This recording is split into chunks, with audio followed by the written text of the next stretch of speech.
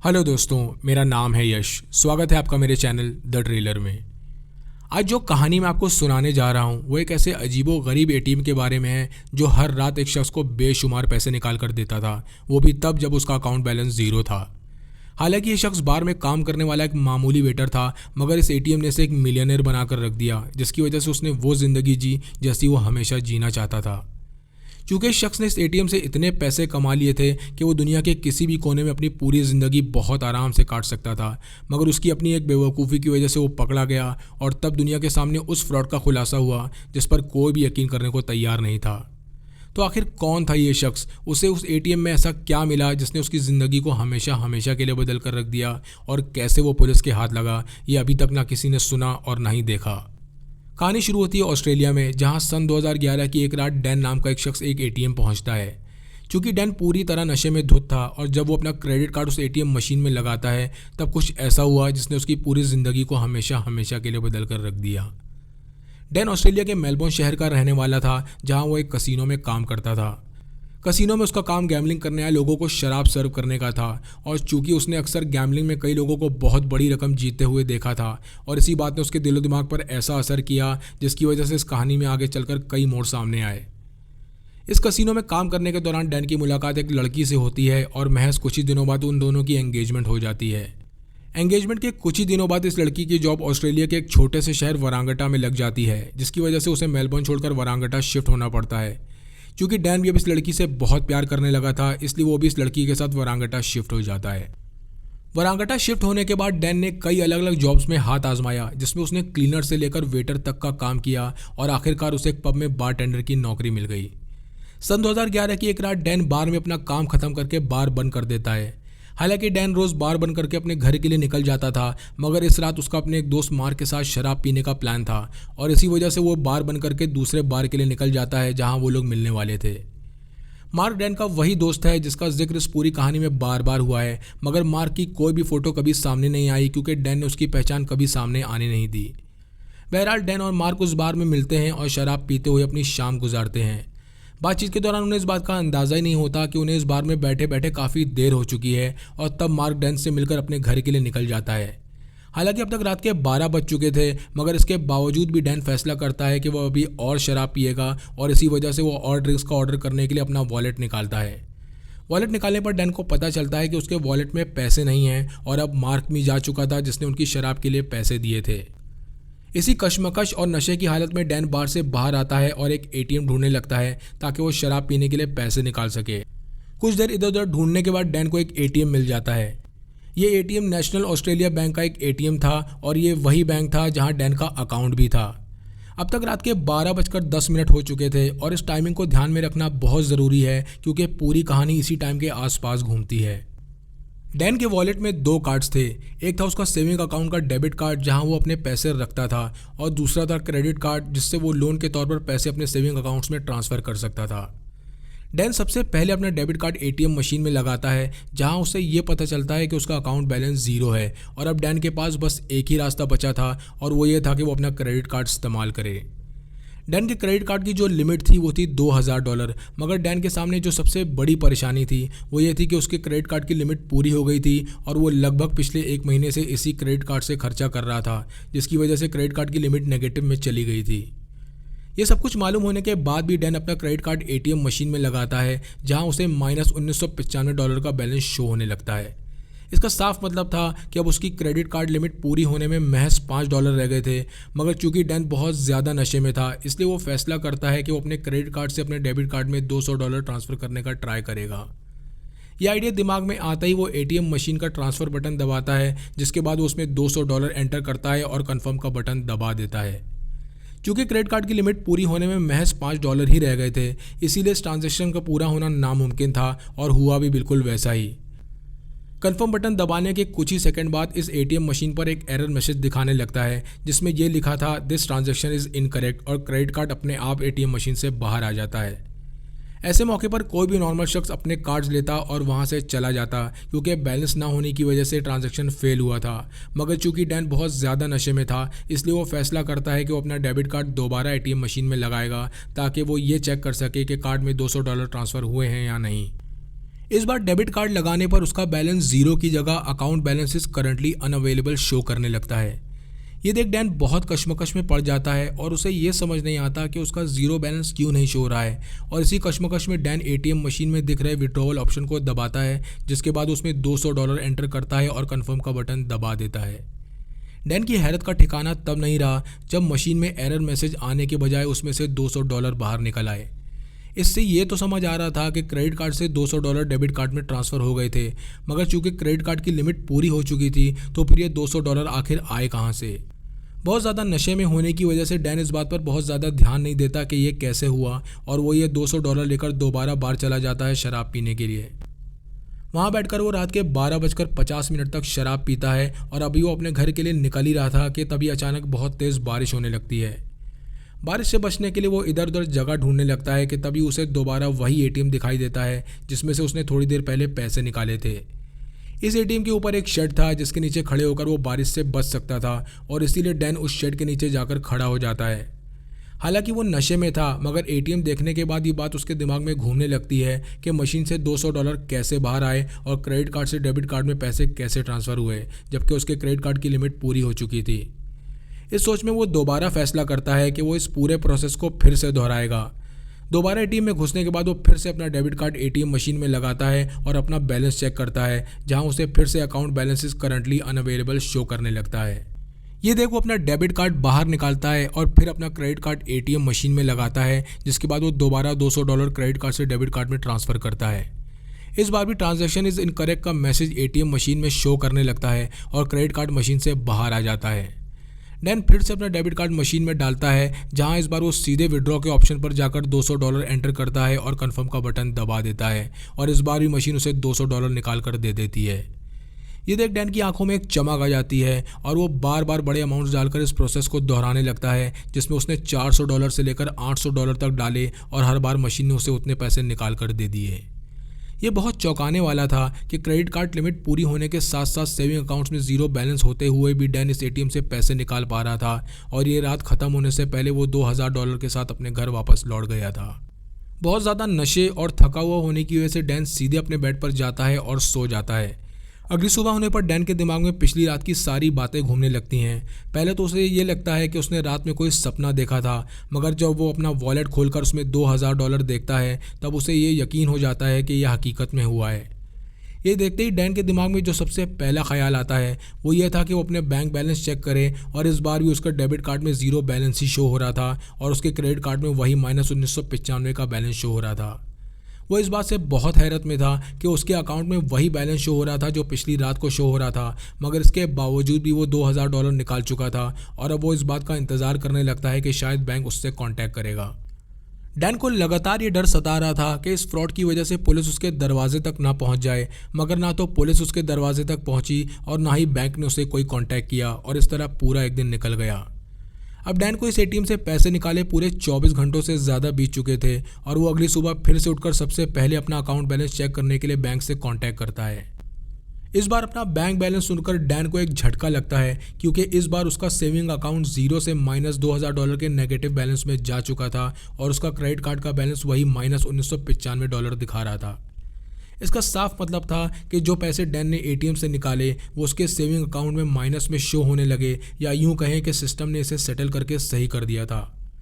अब Dan credit card के साथ साथ अपने डेबिट कार्ड पर भी $2000 के कर्जे में था, और ये बहुत अजीब और अनोखा था क्योंकि सेविंग अकाउंट में बैलेंस ना होते हुए भी कोई उसमें से अमाउंट नहीं निकाल सकता था।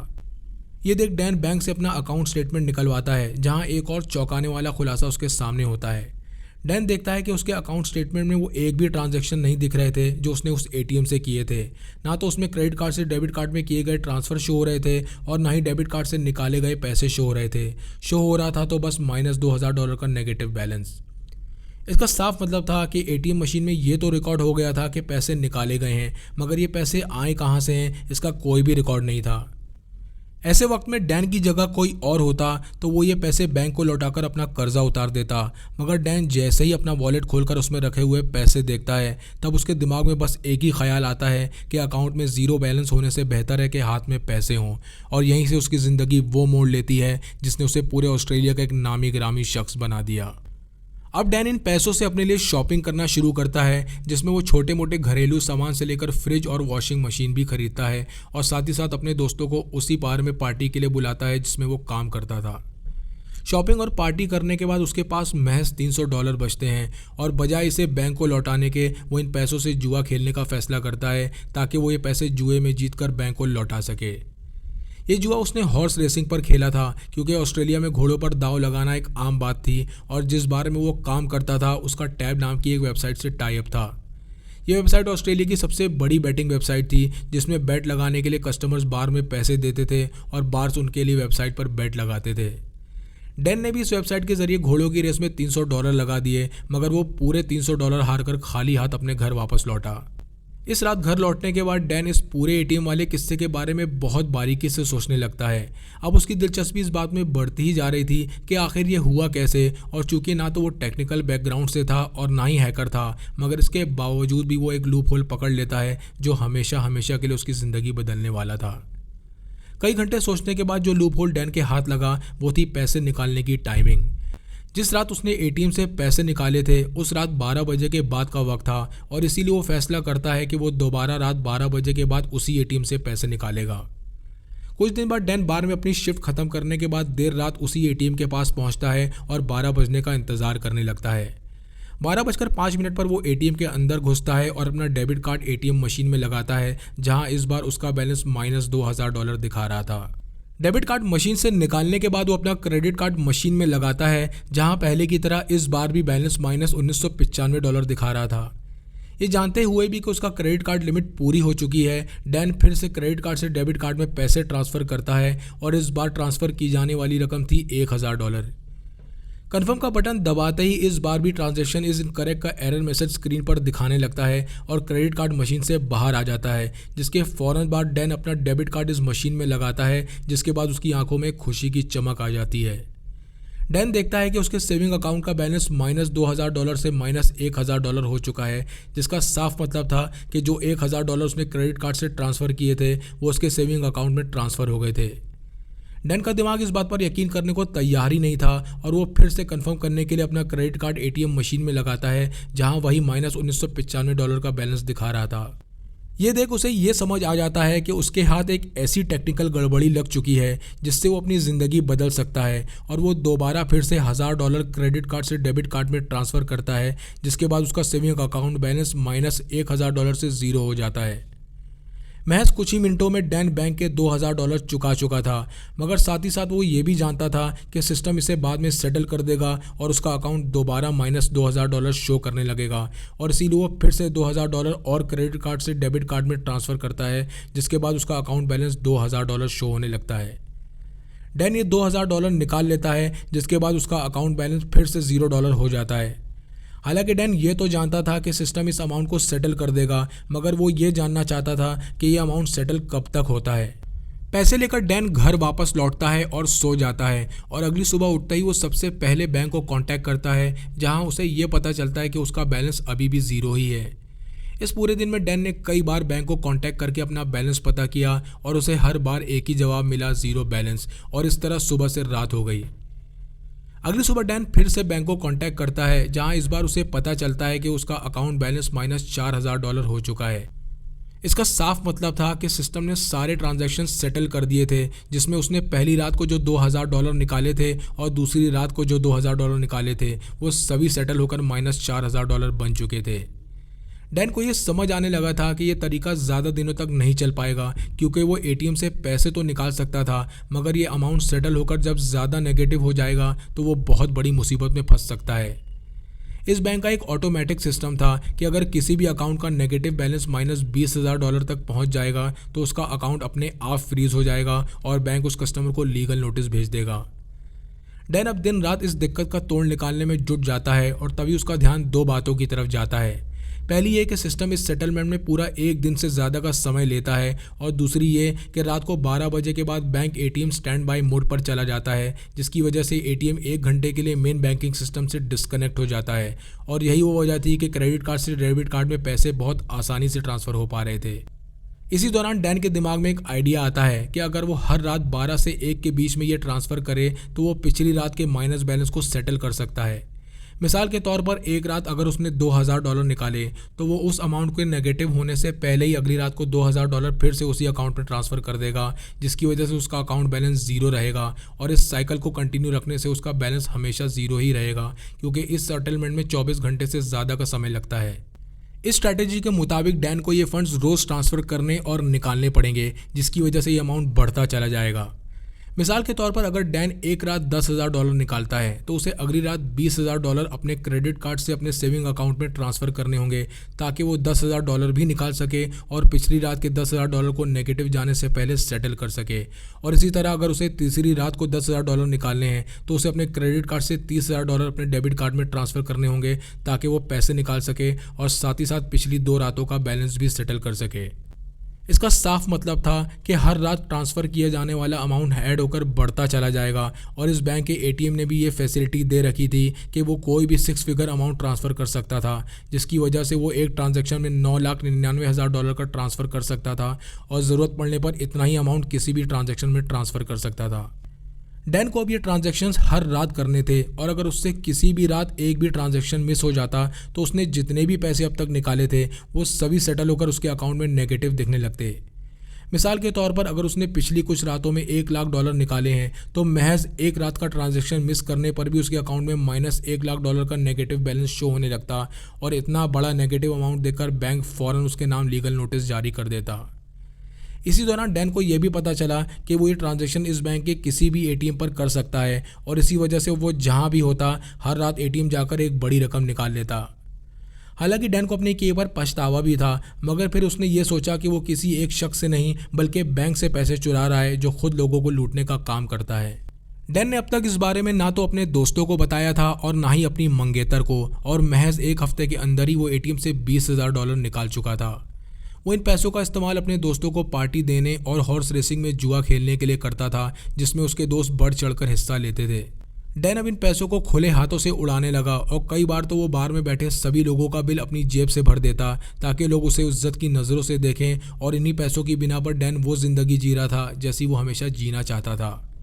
अब धीरे धीरे डैन के आसपास के लोगों को ये बात खटकने लगी कि आखिर उसके पास इतना पैसा आ कहाँ से रहा है, क्योंकि था तो वो एक मामूली वेटर ही और उसकी फाइनेंशियल कंडीशन भी इतनी अच्छी नहीं थी कि वो इस तरह के खर्चे कर सके। डैन के दोस्तों ने जब उससे सवाल किया तब उसने उन्हें बताया कि वो हॉर्स रेसिंग में कई बार बड़ी रकम जीत चुका है, और डैन की कई इस झूठ पर लोगों ने बहुत आसानी से यकीन भी कर लिया, मगर वो सभी इस बात से बिल्कुल बेखबर थे कि असलियत में डैन जुए में बुरी तरह हार रहा है और पूरी तरह कर्जे में डूबा हुआ है। डैन अब तक हॉर्स रेसिंग में $40,000 तक हार चुका था, और इसी दौरान एक दिन जब वो अपने काम पर पहुंचता है तब वो बार के मैनेजर को किसी से फ़ोन पर बात करते देखता है। ये मैनेजर फ़ोन पर बैटिंग साइट के एडमिनिस्ट्रेशन से बात कर रहा था, जहां वो उसे ये बता रहे थे कि डैन हॉर्स रेसिंग में बड़ी बड़ी बेट्स लगा रहा है और उन्हें शक है कि वो उनके साथ स्कैम कर रहा है। उनका मानना था कि डैन ये बेट्स कस्टमर के पैसों से लगा रहा है और वो उनसे पैसे लेता तो है, मगर ये पैसे वो सेफ में डिपॉजिट नहीं कर रहा है। ये सुनते ही मैनेजर फ़ौरन सेफ चेक करता है, मगर वहाँ सारे पैसे अकाउंटिंग के हिसाब से बिल्कुल ठीक थे, और ये देखते ही मैनेजर हैरत और कशमकश में पड़ जाता है कि डैन इतनी बड़ी बड़ी बेट्स कैसे लगा रहा है। डैन एक दिन में जितने पैसे बैटिंग में लगा रहा था उतने पैसे बार पूरे महीने में बैटिंग से कमाता था, और यहीं से मैनेजर को उस पर शक होने लगता है। उधर बैटिंग साइट भी डैन का अकाउंट बंद कर देती है और अब वो उनकी वेबसाइट पर कोई भी बैट नहीं लगा सकता था, और इधर बार के ओनर को ये लगने लगता है कि डैन इलीगल एक्टिविटीज़ जैसे ड्रग डीलिंग में इन्वॉल्व है, और इसीलिए वो उसे नौकरी से निकाल देता है।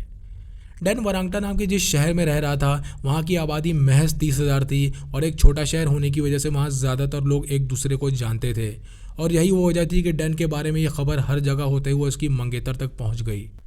डैन की मंगेतर को जैसे ही ये पता चला वो डैन को मैसेज करके ये कहती है कि वो एक ऐसे शख्स के साथ नहीं रह सकती जो किसी भी तरह के लीगल कामों में इन्वॉल्व हो, और वो उससे ये रिश्ता ख़त्म कर देती है। इस बात ने डैन को अंदर तक तोड़ दिया और अब वो खुद को बहुत अकेला महसूस करने लगा, और तभी डैन फैसला करता है कि वो अपने सबसे करीबी दोस्त मार्क को एटीएम वाली बात के बारे में सब कुछ बता देगा। डैन मार्क को बताता है कि उसके हाथ एटीएम का वो लूप होल लगा है जिसकी वजह से वो एटीएम से जितने चाहे पैसे निकाल सकता है, जिसे सुनने के बाद मार्क उससे कहता है कि वो इस मामले में खुद को इन्वॉल्व नहीं करना चाहता है, मगर ना तो वो इस बारे में किसी को कुछ बताएगा और ना ही उनकी दोस्ती में कोई फ़र्क आएगा। इस बातचीत के दौरान डैन मार्क से कहता है कि उन्हें एक वैकेशन पर जाना चाहिए, जिसके लिए मार्क फ़ौरन राज़ी हो जाता है और वो दोनों ऑस्ट्रेलिया के शहर मेलबर्न के लिए निकल जाते हैं। मेलबर्न पहुंचने के बाद वो वहाँ के 5 स्टार होटल क्राउन टावर्स में ठहरते हैं, जहाँ पहली बार डैन को ये एहसास होता है कि वो इन पैसों से एक बेहतरीन ज़िंदगी जी सकता है। और यहीं से डैन को लग्जरी की वो आदत लगी जिसके बाद उसने कभी पीछे मुड़कर नहीं देखा। डैन के दिमाग में ये बात लगातार घूम रही थी कि उसे रात तक किसी भी तरह उस बैंक के एटीएम को ढूंढना है जहां वो बिना स्किप किए अपने इस ट्रांजैक्शन को पूरा कर सके। और उसे वो एटीएम मिल भी जाता है, जहां वो रात 12 बजे के बाद पहुंचकर एक बड़ी रकम क्रेडिट कार्ड से ट्रांसफ़र करता है और पैसे निकाल लेता है। अगली सुबह डैन इन पैसों को लेकर मार्क के साथ एक कसिनो पहुंचता है, जहां वो दोनों पूरा दिन बैठकर जुआ खेलते हैं। वो दोनों एक के बाद एक गेम खेले जा रहे थे और हर गेम में हज़ारों डॉलर हारते जा रहे थे, मगर उन्हें पैसों की कोई परवाह नहीं थी, क्योंकि वो ये जानते थे कि हर रात वो एटीएम से बेशुमार पैसे निकाल सकते हैं। अब वो दोनों हर रोज़ कसिनो जाने लगे और महज कुछ ही दिनों में वो इतने पैसे हार गए जितने वो पूरे साल में भी नहीं कमा सकते थे। बहरहाल कुछ दिन बाद मार्क डैन से कहता है कि अब उन्हें वापस चलना चाहिए, क्योंकि उसे भी अपने काम पर वापस लौटना है। मगर चूंकि डैन जिसे लग्जरी की आदत पड़ चुकी थी, वो मार्क से कहता है कि वो वापस चला जाए और वो खुद मेलबर्न में रुक जाता है। अब डैन को इस साइकिल को चलाने के लिए एटीएम से बड़ी रकम निकालने की ज़रूरत पड़ रही थी और एटीएम में उतना कैश ना होने की वजह से उसे यह रकम निकालने में बहुत परेशानी हो रही थी। और तब डैन एक जोखिम भरा फैसला लेता है। हर रोज़ पैसे निकालने और ट्रांसफ़र करने की वजह से डैन का अकाउंट बैलेंस महज एक महीने के अंदर ही लगभग $5 लाख हो चुका था। और इसी अकाउंट बैलेंस से एक बड़ी रकम जैसे $1 लाख निकालने के लिए उसे बैंक के अंदर जाना पड़ता। और ये साइकोलॉजिकली डैन के लिए बहुत मुश्किल था, क्योंकि वो ये जानता था कि वो चोरी कर रहा है, जिसकी वजह से उसे हमेशा ये डर था कि बैंक को कभी भी उसके फ्रॉड का पता चल सकता है और पुलिस कभी भी उसके पीछे लग सकती है। बहरहाल डैन को पैसे निकालने तो थे ही, और एटीएम में ज़्यादा कैश ना होने की वजह से वो बड़ी रकम निकालने के लिए एक दिन बैंक पहुंचता है। डैन ये बात बहुत अच्छी तरह जानता था कि इस दौरान उसे बहुत चौकन्ना रहना होगा, और यही वो वजह थी कि बैंक का रिएक्शन समझने के लिए वो पहले बैंक एम्प्लॉय से अपना अकाउंट बैलेंस पता करता है। वो बैंक एम्प्लॉय उसे बताती है कि उसके अकाउंट में $5,37,327 हैं, और साथ ही साथ ये भी पूछती है कि आप कितने पैसे विड्रॉ करना चाहेंगे। ये देख डैन का डर कम हो जाता है और उसका कॉन्फिडेंस बढ़ जाता है, और बैंक एम्प्लॉय का नॉर्मल बिहेवियर देख डैन $1 लाख निकालने का फैसला करता है। इतनी बड़ी रकम हैंडओवर करने से पहले बैंक एम्प्लॉयज़ को बैंक मैनेजर से अप्रूवल लेना पड़ता है, और यही वो वजह थी कि वो अप्रूवल लेने बैंक मैनेजर के केबिन में चली जाती है। बैंक एम्प्लॉय को केबिन में काफ़ी देर लगती देख डैन का डर और उसकी घबराहट बढ़ने लगती है, और उसे लगने लगता है कि उन्हें उसके फ्रॉड के बारे में पता चल गया है और उन्हें पुलिस को बुला लिया है। इस सोच और कश्मकश में डैन बैंक से बाहर निकलने वाला ही था कि तभी 25 मिनट बाद वो बैंक एम्प्लॉय मैनेजर के केबिन से बाहर आती है और पूरे $1 लाख गिरकर डैन को दे देती है। ये देख डैन की आंखों में एक चमक आ जाती है, और अब वो जितने चाहे उतने पैसे बैंक से निकाल सकता था, जिसके लिए अब उसे एटीएम जाने की ज़रूरत भी नहीं थी। ये सब होने के बावजूद भी डैन को इस बात का अंदाज़ा था कि एक ना एक दिन वो ज़रूर पकड़ा जाएगा, और इसीलिए वो फैसला करता है कि वो इन पैसों से खुलकर अय्याशी करेगा और एक ऐशो आराम की ज़िंदगी जिएगा। अब डैन को मेलबर्न में रहते लगभग 10 दिन बीत चुके थे, और इस बार $1 लाख निकालने के बाद वो अपने फ्रेंड्स के एक ग्रुप को इन्वाइट करता है। वो अपने सभी फ्रेंड्स से कहता है कि वो कुछ दिनों के लिए अपने काम से छुट्टी ले लें और उसके साथ अपनी छुट्टियाँ बिताएं, जिसका पूरा खर्चा वो उठाएगा। डैन अपने सभी दोस्तों के लिए 5 स्टार होटल में रूम बुक करवाता है, और साथ ही साथ उनसे ये भी कहता है कि वो जो चाहें मंगाकर खाएं और जैसे चाहें वैसे रहें। वो उन्हें ज़िंदगी का वो एक्सपीरियंस देना चाहता था जो उन्होंने कभी सपने में भी नहीं सोचा था। डैन के दोस्तों के ग्रुप में कुल 4 लोग थे, जिसमें 2 लड़के और 2 लड़कियां थीं, और डैन इन्हीं में से 2 लोगों को अपने एटीएम फ्रॉड के बारे में बता देता है। उन दोनों में से एक डैन से कहता है कि उसे और ज़्यादा डिटेल जानने में कोई दिलचस्पी नहीं है, क्योंकि वो किसी प्रॉब्लम में नहीं पड़ना चाहता और वो यहाँ सिर्फ एंजॉय करने आया है। अब डैन और उसके चारों दोस्त खुलकर अय्याशी कर रहे थे, जिसमें वो रेंट पर लिमोजीन्स और हेलीकॉप्टर्स लेकर घूमने लगे, और साथ ही साथ डैन जिस रेस्टोरेंट में भी जाता वो वहाँ के वेटर से कहता कि रेस्टोरेंट में बैठे सभी कस्टमर्स का बिल उसके अकाउंट में डाल दे। डैन की अय्याशी का अंदाज़ा इसी बात से लगाया जा सकता है कि वो कभी कभी होटल के पूरे फ्लोर से लेकर स्विमिंग पूल तक बुक कर लेता था, ताकि वो अपने दोस्तों के साथ वहाँ पार्टी कर सके, और साथ ही साथ उसने उन्हें महंगे तोहफे भी दिए और उनके लोन्स भी चुकाए। इसी दौरान डैन की एक अच्छी साइट भी देखने को मिली, जिसमें वो सड़क के किनारे गिटार बजाने वाले एक शख्स को देखता है जिसके आसपास सुनने वाला कोई नहीं था। तब वो लोगों को पैसे देकर वहाँ जमा करता है ताकि वो उसका गिटार सुने, और साथ ही साथ गिटार बजाने वालों को कई $1000 भी देता है। डैन ने इन पैसों से महज अय्याशी नहीं की, बल्कि कई अच्छे काम भी किए, जिसमें वो अक्सर सड़क किनारे रह रहे लोगों को महंगे होटल्स में खाना खिलाता और उन्हें एक रात के लिए उसी होटल में ठहराता। इन सारी अय्याशियों और अच्छे कामों के बीच डैन इस बात का खास ख्याल रख रहा था कि वो हर रात एटीएम से ट्रांजैक्शन ज़रूर करे और उसका कोई भी ट्रांजैक्शन मिस ना हो जाए, क्योंकि एक ट्रांजैक्शन भी मिस होने का मतलब था उसकी पूरी अय्याशियों का एंड। उसने हर रात 12 बजे के बाद के कई अलार्म्स लगा रखे थे ताकि अलार्म बजते ही वो फ़ौरन एटीएम जाए और अपने ट्रांजैक्शन को रात 12 से 1 के बीच पूरा करे। डैन को एटीएम से पैसे निकालते हुए अब 4 महीने बीत चुके थे और सबसे ज़्यादा चौंकाने वाली बात यह थी कि वो अब तक $1 मिलियन एटीएम से निकाल चुका था, जिसकी खबर ना तो बैंक को थी और ना ही क्रेडिट कार्ड डिपार्टमेंट को। एक बार तो डैन ने एक प्लेन $90,000 के रेंट पर ले लिया, जिससे वो इंडोनेशिया के बाली आइलैंड चला गया और उसने वो पूरा आइलैंड भी 2 दिनों के लिए रेंट पर ले लिया, जहां वो खुलकर अपनी अय्याशी कर सके। क्योंकि इस आइलैंड पर एटीएम नहीं था, इसलिए डैन अपने एक दोस्त को अपना क्रेडिट कार्ड और डेबिट कार्ड दोनों दे देता है और उसे खास तौर पर यह समझाता है कि उसे हर रात ये ट्रांजैक्शन करने होंगे, वो भी बिना स्किप किए। हालांकि डैन इन पैसों से अपने सपनों की ज़िंदगी जी रहा था, मगर इन 4 महीनों में एक डर हमेशा उसे लगा रहता कि बैंक कभी भी इस गड़बड़ी को पकड़ सकता है और वो पकड़ा जाएगा। और यही वो वजह थी कि वो हमेशा स्ट्रेस और डर में रहने लगा और जिसकी वजह से वो सुकून की नींद नहीं सो पाता था। अपने इसी स्ट्रेस को कम करने और सुकून की नींद लेने के लिए वो बहुत ज़्यादा शराब पीने लगा और आखिरकार 5 महीनों चले मेंटल प्रेशर के आगे वो टूट जाता है। डैन को जब ये समझ आने लगता है कि अब वो ये और नहीं कर पाएगा, तब वो अपने 3 दोस्त, जिसमें से एक मार्क भी था, उन तीनों को बुलाता है और उनसे कहता है कि अब वो ये मेंटल प्रेशर और डर नहीं झेल पा रहा है और अब वो ये सब कुछ बंद कर देगा।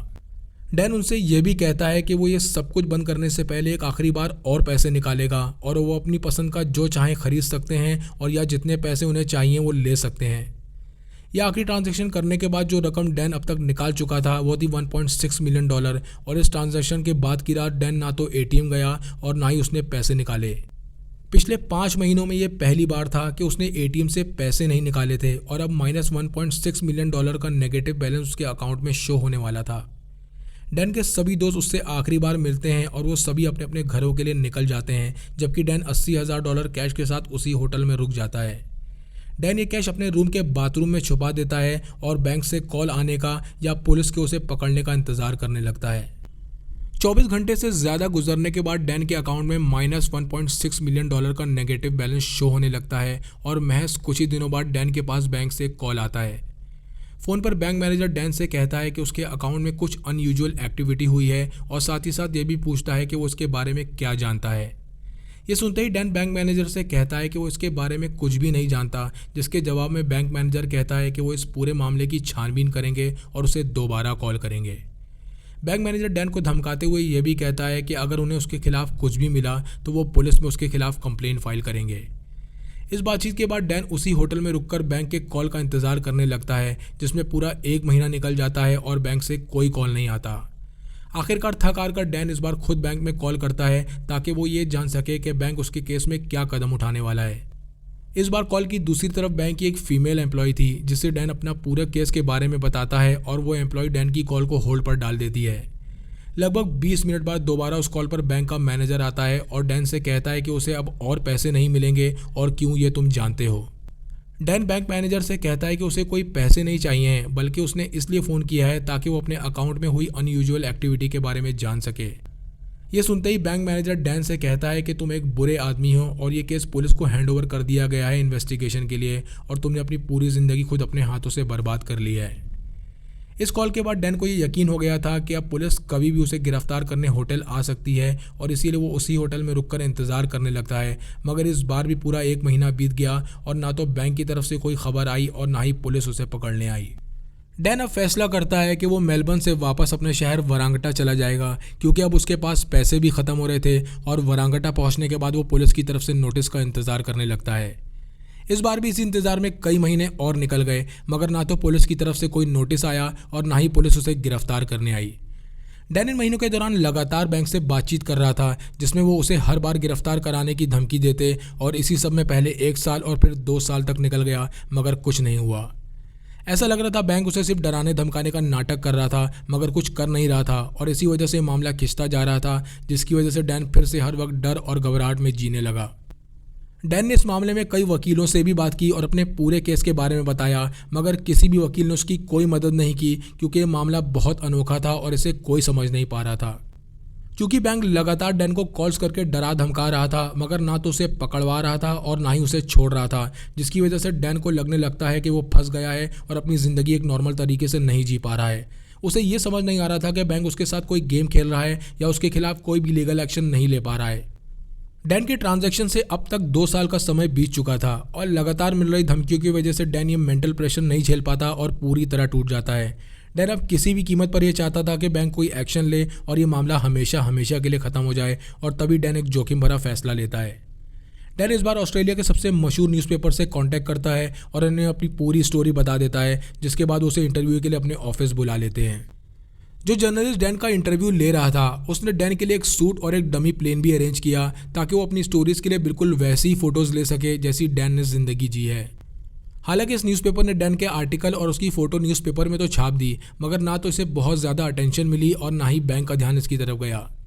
डैन चाहता था कि एक पब्लिक प्रेशर की वजह से बैंक जल्द से जल्द कोई एक्शन ले, और इसीलिए वो इस बार ऑस्ट्रेलिया के सबसे popular TV show current affair वालों से कॉन्टैक्ट करता है। इस शो के प्रोड्यूसर और क्रिएटर डैन की स्टोरी से बहुत प्रभावित होते हैं और वो उसे पूरे 1 हफ्ते के लिए डॉक्यूमेंट्री शूट करने के लिए बुलाते हैं। वो डैन की आलीशान ज़िंदगी दिखाने के लिए होटल, प्लेन्स और कार्स भी रेंट पर लेते हैं, जिसमें उसने बैंक के पैसों से खुलकर अय्याशी की थी। डॉक्यूमेंट्री शूट होने के बाद डैन इसकी एडिटिंग से लेकर इसके ब्रॉडकास्ट होने तक का इंतजार करने लगता है, क्योंकि डैन को इस बात का यकीन था कि एक बार ये शो ब्रॉडकास्ट हो जाए तो बैंक को कोई ना कोई एक्शन लेना ही पड़ेगा, क्योंकि ये शो लोगों का काफ़ी पसंदीदा शो था और इसे लाखों करोड़ों लोग देखते थे। बहरहाल कई हफ्तों तक चले इंतजार के बाद ये शो टीवी पर ब्रॉडकास्ट तो हुआ, मगर इस शो के एंड में कुछ ऐसा हुआ जिसे देख डैन के पैरों तले ज़मीन सरक जाती है।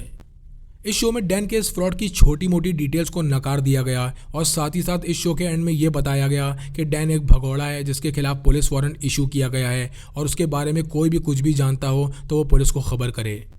डैन इस बात से बहुत हैरत और कश्मकश में था और वो इस बात पर यकीन नहीं कर पा रहा था कि इतने बड़े शो के प्रोड्यूसर्स ने इतना बड़ा झूठ क्यों बोला कि वो एक भगोड़ा है, जबकि वो खुद उनके पास अपनी स्टोरी बताने गया था। इस स्टोरी को और सनसनीखेज बनाने के लिए शो के प्रोड्यूसर्स ने एक और चाल चली। जिस दिन ये शो ब्रॉडकास्ट हुआ उसी की रात शो का एक प्रोड्यूसर डैन को मेल करता है और उससे कहता है कि उसकी पर्सनैलिटी बहुत चार्मिंग है और उन्हें उसके साथ काम करके बहुत मज़ा आया, और अगर वो चाहे तो इस शो के फ़ोटोज़ और डॉक्यूमेंट्स ऑफिस से आकर कलेक्ट कर सकता है। हालांकि ये मेल पढ़ने के बाद डैन को कुछ अटपटा सा लगता है, मगर चूंकि वो इस कश्मकश में था कि उन्होंने अपनी स्टोरी में झूठ क्यों बोला और साथ ही साथ वो इस मामले को हमेशा के लिए ख़त्म करना चाहता था, इसलिए वो थर्सडे की सुबह टीवी शो के ऑफिस पहुंच जाता है। डैन जैसे ही बिल्डिंग के अंदर घुसता है वो अपने आसपास बहुत सारे फोटोग्राफर्स देखकर चौंक जाता है जिन्होंने उसे चारों तरफ से घेर रखा था। इससे पहले डैन कुछ समझ पाता, एक पुलिस ऑफिसर उसके पास आता है और उसे गिरफ्तार कर लेता है। ये सब कुछ पास खड़े फोटोग्राफर्स के कैमराज में रिकॉर्ड हो रहा था, और तब डैन को ये समझ आने लगता है कि चैनल वालों ने ऐसा अपने शो को और ज़्यादा सनसनीखेज बनाने के लिए किया है ताकि एंड में डैन की गिरफ्तारी दिखाकर वो ज़्यादा से ज़्यादा टीआरपी बटोर सकें और साथ ही साथ उनके चैनल की एक अच्छी इमेज बन जाए कि उन्होंने एक क्रिमिनल को पकड़वाया है। हालांकि डैन ने खुद अपनी स्टोरीज मीडिया चैनल को बताई थी, मगर इसके बावजूद भी उन्होंने अपने फ़ायदे के लिए उसका इस्तेमाल किया, जिससे ये पता चलता है कि मीडिया की दुनिया कितनी काली और गंदी है। बहरहाल डैन को गिरफ्तार करने के बाद वो पुलिस ऑफिसर उसे पुलिस स्टेशन ले जाता है जहां वो उसके फिंगरप्रिंट्स लेता है, मगर इसी दौरान एक अटपटी चीज़ हुई और वो ये थी कि डैन से बिना कोई सवाल जवाब किए उसे जेल में डाल दिया जाता है। इसी दौरान डैन को डिफेंड करने के लिए उसे एक वकील दिया जाता है, जिसके बाद उस वकील ने कई चौंकाने वाले और हैरत अंगेज खुलासे किए। पहला खुलासा यह हुआ कि जिस पुलिस वाले ने डैन को गिरफ्तार किया था वो इस केस का इन्वेस्टिगेशन ऑफिसर नहीं था, और इस शो के प्रोड्यूसर और इस पुलिस वाले के बीच काफ़ी अच्छी दोस्ती थी, जिसका फ़ायदा उठाकर उन्होंने डैन को गिरफ्तार करवा दिया। इसका साफ मतलब था कि इस पुलिस वाले ने डैन को महज कैमरा में दिखाने के लिए गिरफ्तार किया था, जिससे इस शो को चैनल की बनाई स्टोरी के हिसाब से एक प्रॉपर एंडिंग मिले और साथ ही साथ अच्छी टीआरपी भी। डैन को सबसे बड़ा झटका तब लगा जब उसे यह पता चला कि बैंक ने उसके खिलाफ ना कभी कोई कंप्लेंट की और ना ही उसके खिलाफ इस केस की कोई इन्वेस्टिगेशन चल रही है। डैन को अब ये समझ आने लगा कि बैंक ये कभी नहीं चाहता था कि लोगों को ये पता चले कि उनका बैंकिंग सिस्टम में बहुत कमियां हैं, जिसकी वजह से महज एक शख्स उनसे $1.6 मिलियन चुराने में कामयाब हो गया, और यही वो वजह थी कि वो उसे महज डराने धमकाने का नाटक कर रहे थे ताकि वो खुद उनके पैसे लौटा दे, और उन्होंने पुलिस में कोई कंप्लेन नहीं की।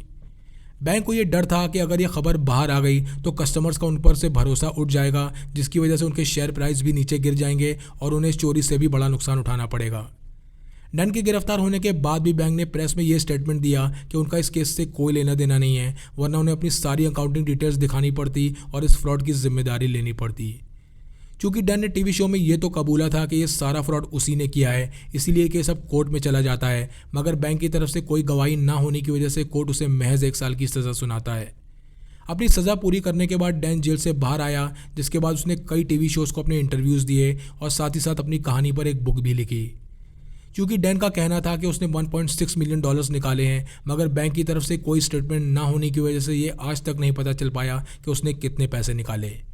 आपको ये कहानी कैसी लगी कमेंट सेक्शन में लिखकर ज़रूर बताएं। चैनल को लाइक और सब्सक्राइब करें। मिलते हैं नेक्स्ट वीडियो में।